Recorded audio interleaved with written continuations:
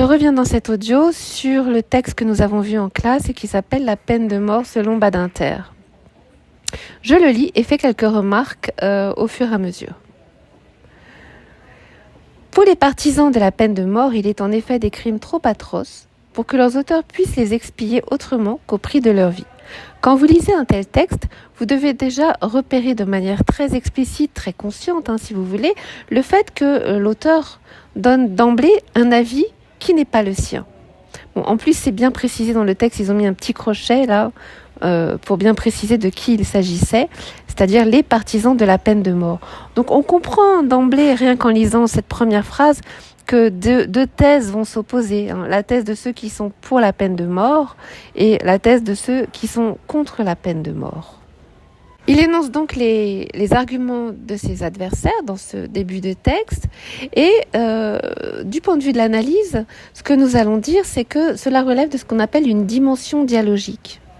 La dimension dialogique d'un texte, c'est lorsque nous entendons les différents arguments, les différents points de vue, les différentes prises de parole de différents interlocuteurs possibles, sans que ceci soit fasse l'objet d'une écriture en discours direct ou indirect. On n'est pas dans un dialogue à proprement parler, comme on a pu le voir par exemple dans la pièce de théâtre de Don Juan de Molière, où là, c'est du théâtre, c'est du dialogue. Parfois, dans les récits aussi, il y a des dialogues en discours direct ou indirect. Là, il n'y a rien de tel, mais il énonce quand même la thèse de ses adversaires. Donc, ça donne une dimension dialogique. Et c'est pas seulement parce qu'il énonce la thèse de ses adversaires qu'il y a une dimension dialogique. C'est aussi parce qu'il va reprendre un certain nombre de mots qui sont très caractéristiques de l'énonciation. L'énonciation, c'est, vous avez un audio sur ça, sur cette page. L'énonciation, c'est l'étude de qui parle à qui. Et dans l'énonciation, quand on étudie l'énonciation, il y a des tonnes de choses qu'on peut étudier, mais on peut étudier notamment certains mots de vocabulaire qu'on va utiliser très spécifiquement à l'oral pour appuyer ce que nous voulons dire et défendre. Dans cette première phrase, je la relis. Pour les partisans de la peine de mort, il est en effet des crimes trop atroces pour que leurs auteurs puissent les expier autrement qu'au prix de leur vie. Dans cette lecture, j'ai insisté sur 3 mots. En effet, trop atroce, autrement. En effet, c'est un connecteur logique qui veut souligner que cette idée avancée, elle a une certaine logique. Oui, en effet, les crimes sont trop atroces, on ne peut pas les expier autrement. En effet, c'est logique. Donc c'est un argument qui est présenté avec une certaine logique, même si bien sûr tout le propos de Robert Badinter est de montrer qu'en réalité, cette logique ne tient pas. Elle ne tient pas par rapport à l'humanisme, elle ne tient pas par rapport aux valeurs de la République. Elle ne tient pas par rapport au respect que l'on doit à toute vie humaine et elle ne tient pas non plus par rapport à ce que doit être et ce qu'est la justice dans ses fondements les plus profonds. Donc voilà. Ensuite, on a le trop atroce. Ce trop, qu'est-ce que c'est ? C'est un adverbe. Définition d'un adverbe, entre parenthèses. Un adverbe, c'est un mot au sens propre qui modifie le sens d'un verbe. Mais il peut aussi modifier le sens d'un adjectif ou d'un autre adverbe. Donc trop atroce, ça nous dit quelque chose déjà sur atroce, qui est un terme très très fort. On a l'impression qu'il n'y a rien de pire que atroce. Mais là, c'est encore trop atroce. Ça donne quoi, trop atroce ? Ça donne une dimension subjective au propos de ses partisans. C'est-à-dire qu'il y a des crimes atroces, mais certains sont trop atroces. Quand on y réfléchit, on voit bien que le trop, il est de trop, justement. Parce que si un crime est atroce, il ne peut pas être encore plus atroce qu'atroce. J'espère que vous voyez ce que je veux dire par là avec cette petite analyse de l'adverbe trop. On a ensuite donc trop atroce pour que leurs auteurs puissent les expier autrement qu'au prix de leur vie. Alors là aussi, avec autrement, c'est encore un adverbe, et on voit que le sens de cet autrement, c'est de fermer la discussion. C'est-à-dire que les partisans de la peine de mort, ils campent sur leur hypothèse. Il y a des crimes qui sont trop atroces, on ne peut pas faire autrement que de les payer de sa vie. Donc voilà comment c'est construit. Vous voyez juste avec une phrase tout ce qu'il y a à dire. Pour arriver à faire ça, comme j'emploie souvent cette comparaison en cours, c'est un travail d'orfèvre. Un orfèvre, c'est quelqu'un qui fait un travail très minutieux pour fabriquer des bijoux, par exemple. Hein. Donc, il est très, très précis. Vous devez aussi regarder le langage comme ça, comme des petites choses très précises, très précieuses, bien analyser pourquoi tel mot est ici, à quoi il sert dans l'argumentation de l'auteur. Je continue la lecture.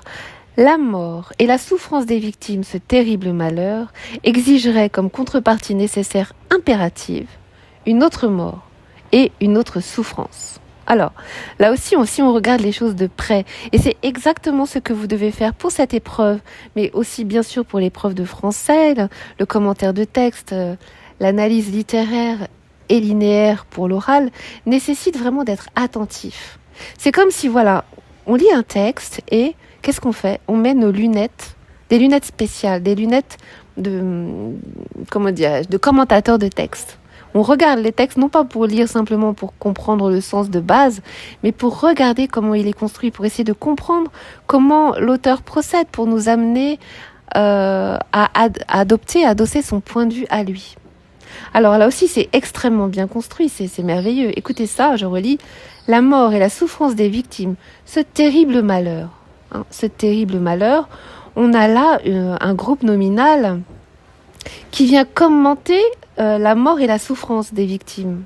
Hein, avec cet adjectif, ce terrible malheur, hein, pour bien, encore une fois, c'est presque un intensif, hein, mais ça montre que Robert Badinter, même s'il est contre la peine de mort, il n'est pas quelqu'un qui va considérer que on ne doit pas avoir pitié des victimes, que c'est pas grave, au contraire. Hein.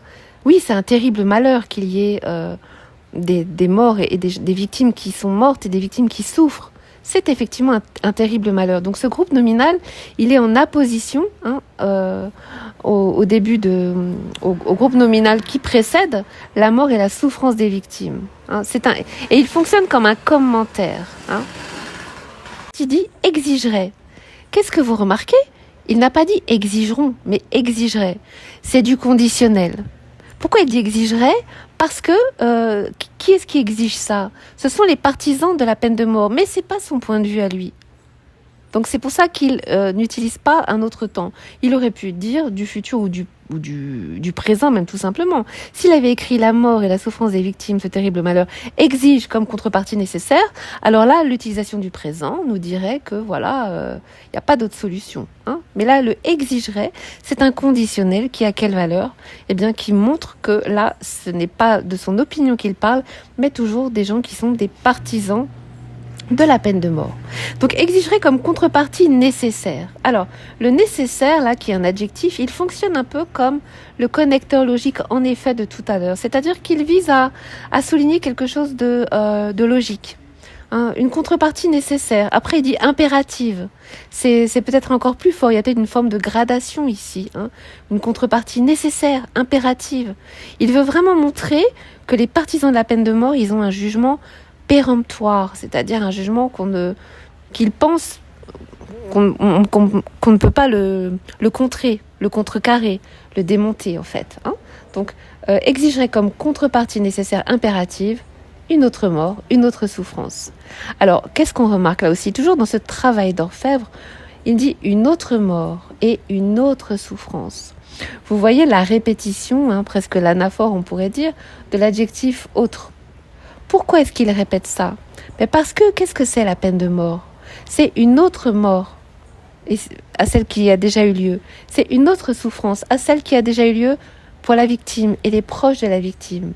Et là déjà, si vous vous souvenez du cours, on a absolument toute l'argumentation de Badinter qui est en quelque sorte concentrée dans ces deux expressions, une autre mort et une autre souffrance. Alors, pourquoi je dis ça ? Parce que souvenez-vous, en cours, on a bien vu que dans ce texte-là, la justice ne pouvait pas accepter la peine de mort parce que ça voudrait dire qu'elle mettrait en place très précisément ce qu'elle condamne.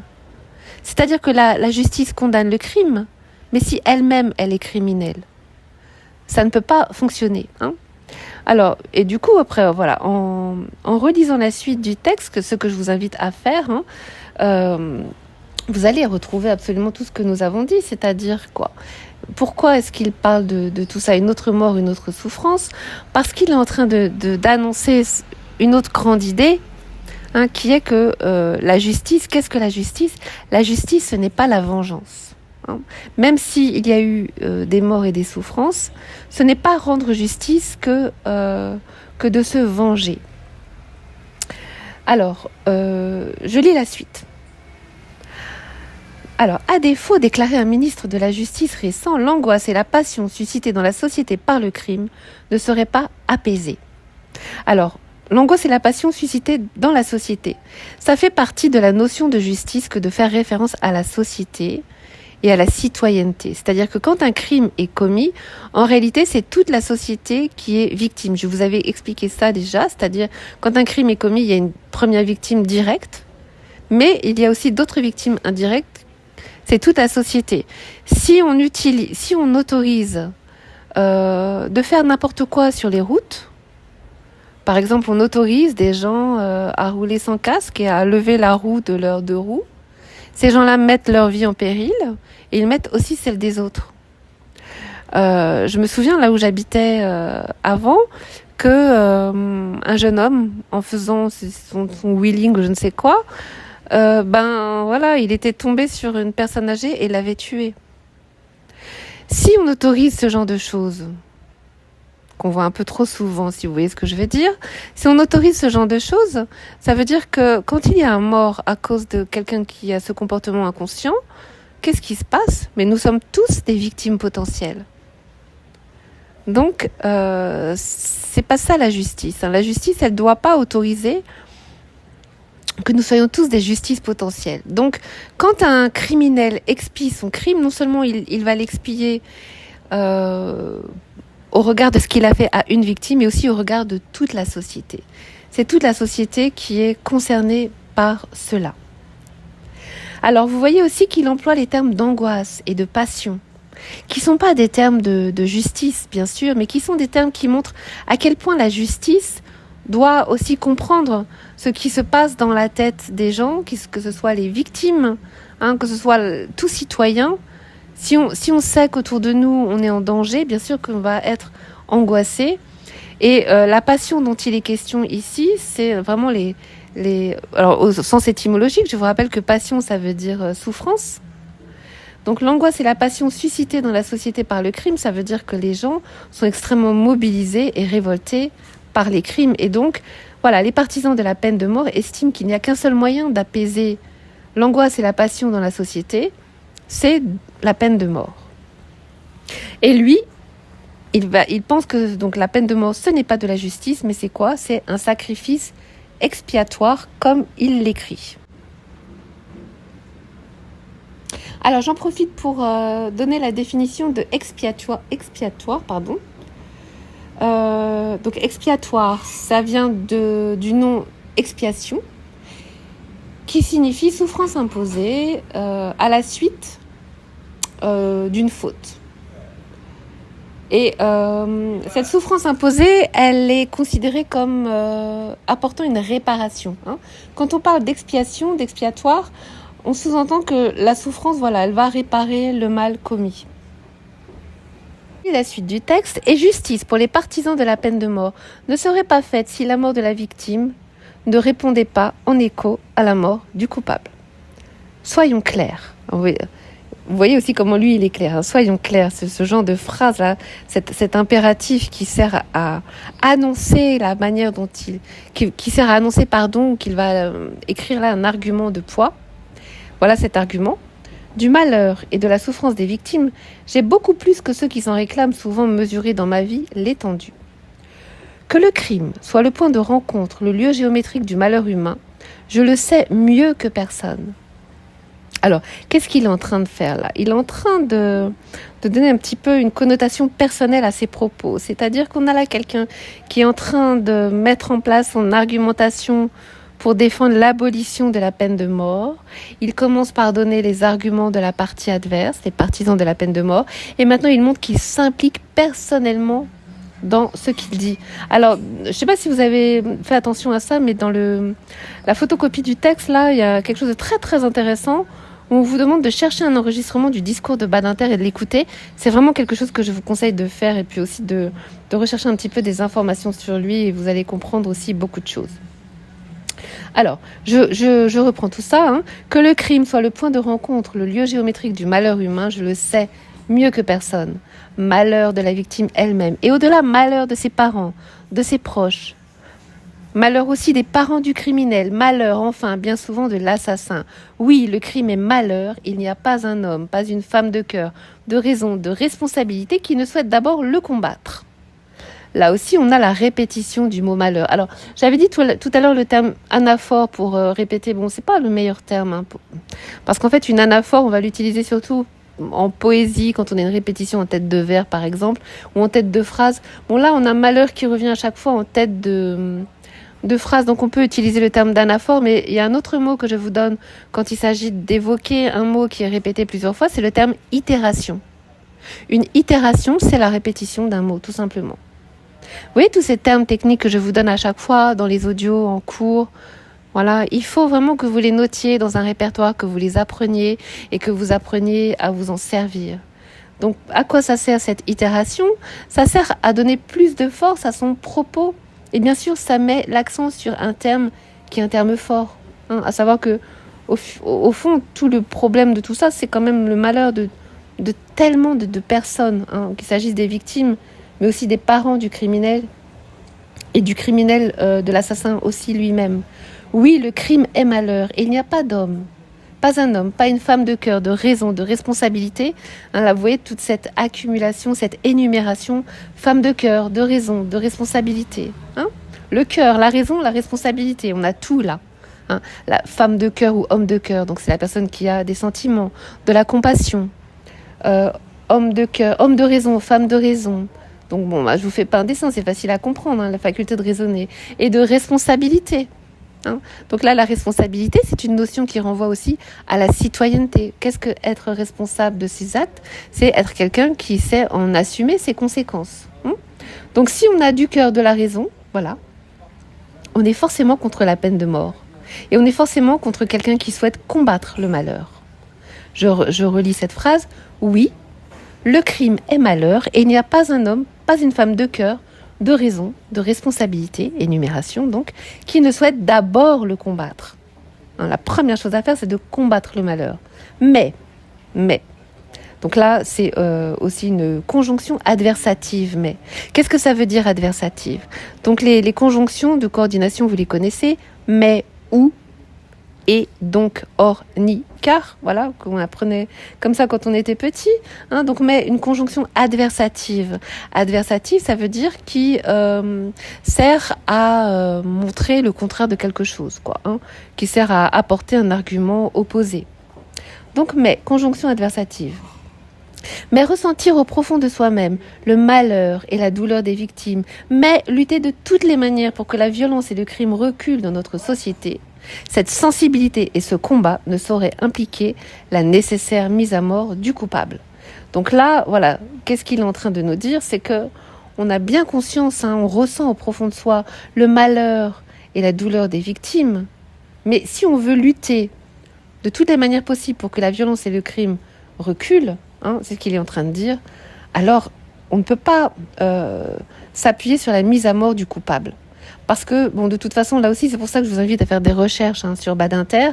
C'est que il est bien prouvé que dans les sociétés, c'est montré très clairement par des tas d'études et des chiffres, que la peine de mort ne limite pas le nombre de crimes. Ce serait trop facile, hein, voilà. Alors,